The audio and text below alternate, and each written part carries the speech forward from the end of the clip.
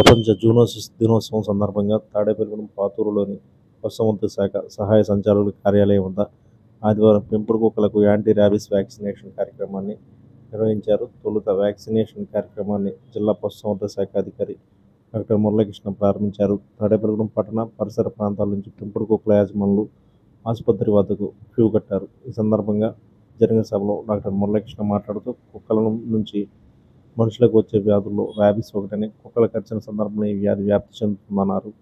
కార్యక్రమంలో DD LK Sudhakar, పశు వైద్యులు విజయ్ కుమార్, పశు సహాయకులు శివ, సువర్ణరాజు సిబ్బంది పాల్గొన్నారు.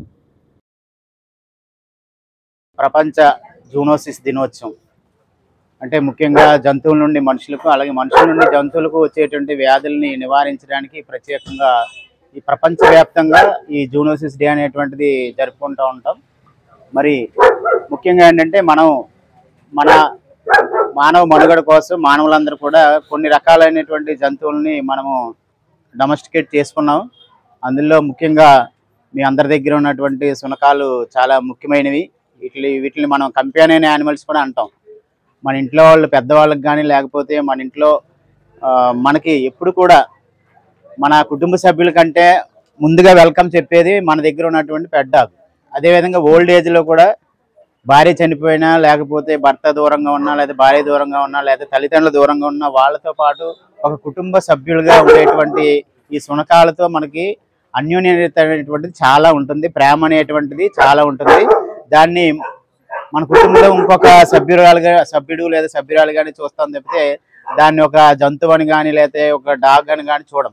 కానీ ఇందులో ఏంటంటే కొన్ని రకాలైనటువంటి వ్యాధులు, ముఖ్యంగా రెబీస్ అనేటువంటి వ్యాధి మనకి ఈ కుక్కల ద్వారా, పిల్లుల ద్వారా, రకరకాల అట్లా బ్యాట్స్ ద్వారా, గబ్బిలాల ద్వారా కూడా ఇది వ్యాప్తి చెందుతుంది. కాబట్టి కొన్ని జాగ్రత్తలు తీసుకున్నట్లయితే మనం వాటితో సహజీవనం చేయడానికి మనకు అవకాశం ఉంటుంది, ఏ విధమైనటువంటి ప్రమాదం ఉండదు.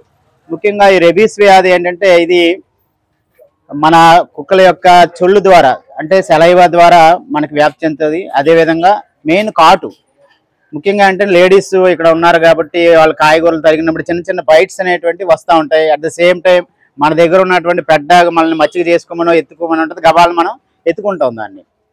సో ఎప్పుడైతే మన కుక్క అనేటువంటిది కరవక్కర్లేదు, కానీ దాని చొల్లు కూడా మనం నెయిల్స్ తీసుకుంటూ ఉంటాం, కొద్దిగా బ్లీడ్ కూడా అవుతూ ఉంటుంది, దాని మీద చొంగ పడితే చాలు. ముఖ్యంగా గమనించాల్సింది ఏంటంటే వ్యాధి బహిర్గతం అవడానికి 10 సంవత్సరాలు పడుతుంది.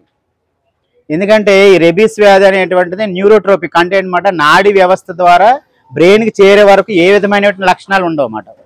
అందువల్లే రెబీస్ వ్యాధి తొందరగా బయటపడాలంటే అది సైట్ ఆఫ్ ఎక్కడైతే బైట్ చేసిందో, సపోజ్ మనకి చేయి మీద కరిచింది అనుకోండి, తొందరగా మనకి ఒక 1 or 2 yearsలోనే మనకి వస్తుంది. లేదా కాలు దగ్గర కరిచింది అనుకోండి, టైం పడుతుంది. ఎందుకంటే కాలు నుంచి బ్రెయిన్ వరకు చాలా సమయం ఉంటుంది.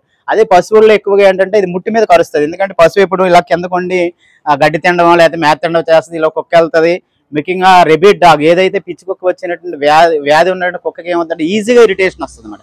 మీరు చప్పట్లు కొట్టినా కానీ దానికి ఇరిటేషన్ వచ్చేసి వెంటనే కరుస్తుంది అన్నమాట. సో పశువులకు ముఖ్యంగా ఇలా వంగినప్పుడు ముట్టి మీద కలిసినప్పుడు ఏమవుతుందంటే బ్రెయిన్ అనేటువంటి చాలా తొందరగా ఒక 20 రోజుల్లోనే 15 రోజుల్లోనే వస్తుంది. ముఖ్యంగా పిల్లుల్లో ఏంటంటే ఇది చాలా సైలెంట్గా ఉంటుంది అన్నమాట. ఆ పిల్లిని చూస్తే మనకి డంబ్ రెబీస్ అన్నమాట. అందులో ఆ పిల్లికి రెబీస్ వ్యాధి లక్షణాలు కూడా కనిపించవు. మన గౌరవ జాయింట్ డైరెక్టర్ వారిని వ్యాక్సిన్ ఇనాగ్రేషన్ చేయవలసింది.